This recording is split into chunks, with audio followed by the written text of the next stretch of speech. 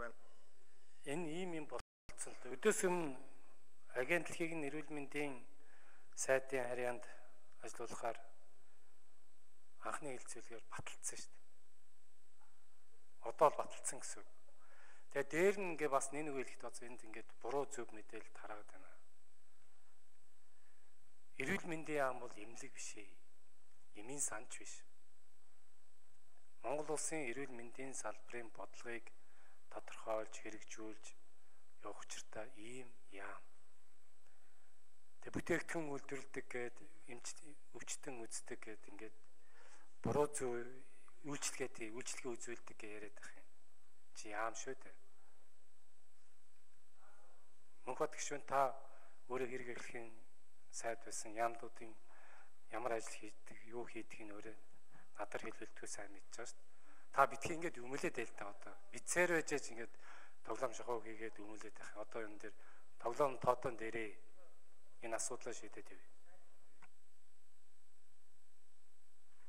Л.Энх-Амгалан гишүүн. Үгүй лээ.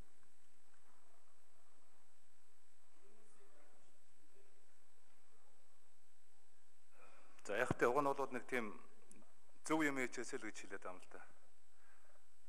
Ерөөсөө бие даалгахын эсрэг энэ дэр нэг ч гишүүн байхгүй. Тэгээ байнгын орон дарга байхдаа бас энэ бие даалгыг гэж 2-3 жил бас явуулж энэ хавар бол үндэсний зөвлөгийг бас байгуулад өгсөн юм байна.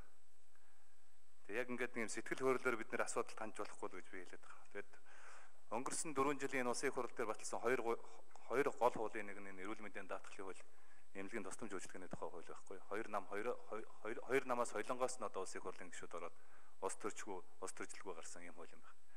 Тэгээ энэ Хүрдбаатар сайдыг гайхаад гамаа. Би одоо 3 өдөр энэ үнтэй маргаж байна. Юм ойлгохгүй байх. Оруулж ирсэн юм ингээд нэг юм зөрүүдлээд тэгээ буруу юмыг яагаад ч зөвтгөх гэж зөв болж чадахгүй шүү дээ. Яагаад ч зөв болгож чадахгүй. Эрүүл мэндийн яам ч өөрөө эмнэлгийн үйлчилгээ тусламж үзүүлж байгаа яам мөн байхгүй Хүрдбаатар гişүнэ. Сумын эмнэлэг, өрхийн эмнэлэг, дүүргийн эмнэлэг, улсын эмнэлэг ч одоо хэний харьяа юм бэ Хүрдбаатар сайд. Та яах гэж энэ саран гэрэл сайдад 634 тэрбум төгрөг өөрийнх нь төсөв баталж өгч байгаа. Энэ чинь саран гэрэл сайд чинь энэ Монголын 3 сая хүнд эмнэлгийн тусламж үйлчилгээг чанартай хүртээмжтэй хүргэх ийм л үүрэгтэй юм байхгүй. Тэрийг бодлогоор хангах, хөрөнгө оруулалтаар нь хангах, хүний нөөцөөр нь хангах тийм ийм л үүрэгтэй юм байхгүй. А нөгөө талдаа эрүүл мэндийн даатгал бол энэ 3 сая хүний эрүүл мэндийн даатгалыг өөр дээр аваад тэр хүмүүсийн нэрийн өмнөөс энэ эмнэлгүүдтэй гэрээ хийдэг тогтолцоо байхгүй. Нэг нь үйлчилгээ нийлүүлж байгаа, нөгөөх нь гэрээ хийгээд үйлчилгээ авч байгаа байхгүй. Тэгэхээр даатгуулагчийн эрх ашиг хэн хамгаалах юм бэ гэдэг асуудал яригдж байгаа энэ дээр. Ерөөсө бусад улс оронд одоо ингээ манайх нэг гадны туршлага ярьдаг юм. Энэ гадны туршлагыг бид нар зөндөө судалсан юм. Энэ хуулийн чинь бол одоо санаачлагчийн нэг штэ. 2 намаас олон гишүүд ороо санаачилсан 6 жил ярьж байгаа. Тэгээ энийг болоод ингээд уг нэг зөв ихлээсэй л гэж би бодоод байгаа хгүй. Нэг мордхийн хазгаа гэдэг шиг ийм болчих гэж. Эрүүл мэндийн даатгалын оршихуун үндэс нь өнөөдөр гинт одоо өндөр үнэтэй эмчилгээ онцлогоонд ороод хавдар болчоод карманаасаа 30 сая төгрөг 50 сая төгрөг төлж байгаа. Хөдөөнийхэн болоод ингээд ахтуугаар хотоо харлуулт малаа зарж байгаа энэ хүмүүс. Хотынхан болоод байр гэр хашаа хороолоод зараад за амьд үлдвэл яах вэ гэдэг ингээд хэдэн зуун саяараа санхүүгийн эрүүл мэндийн эрсдэлд орж байгаа байхгүй. Тэрийг хамгаалахын тулд өнөөдөр эрүүл мэндийн даатгал байгаа байхгүй.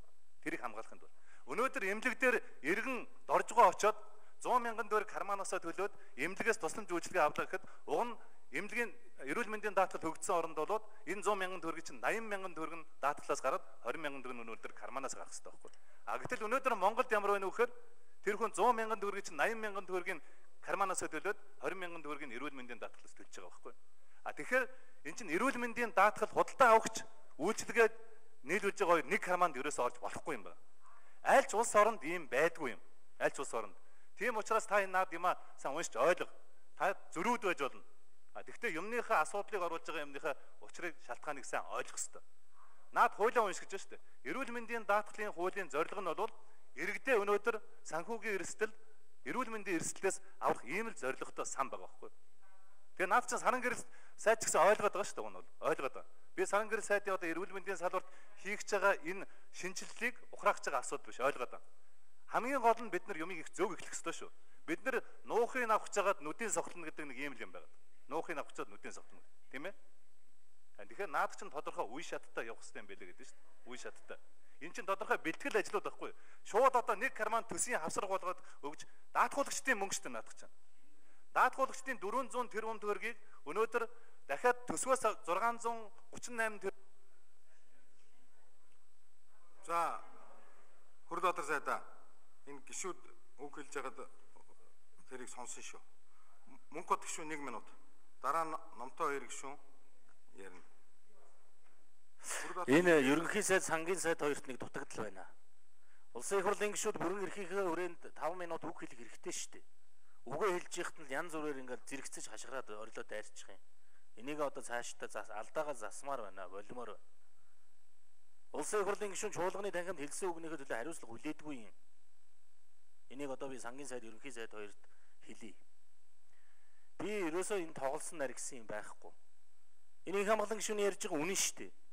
Эрүүл мэндийн яам өнөөдөр эмнэлэгийн тусламж үйлчилгээ үзүүлэх энэ бодлогыг зангидгал энэ салбар шүү дээ. Яам шүү дээ. Тэгээ энэ эрүүл мэндийн санг тусад нь гаргаад энэ нийгмийн хамгаалал хөдөлмөрийн яамдаа л байг л дээ. Энэ юу нь болохгүй байгаа. Хоёр тусад нь салгаад өгч байна. Ингээл энэ олон улсын жишгийн дагуул явуулчихлаа гэхээр ингээд энэ сангийн сайд манд дайраад их юм. Энийг одоо та нэг ойлгож үзээ болчих л да өрлөөс сайдаа.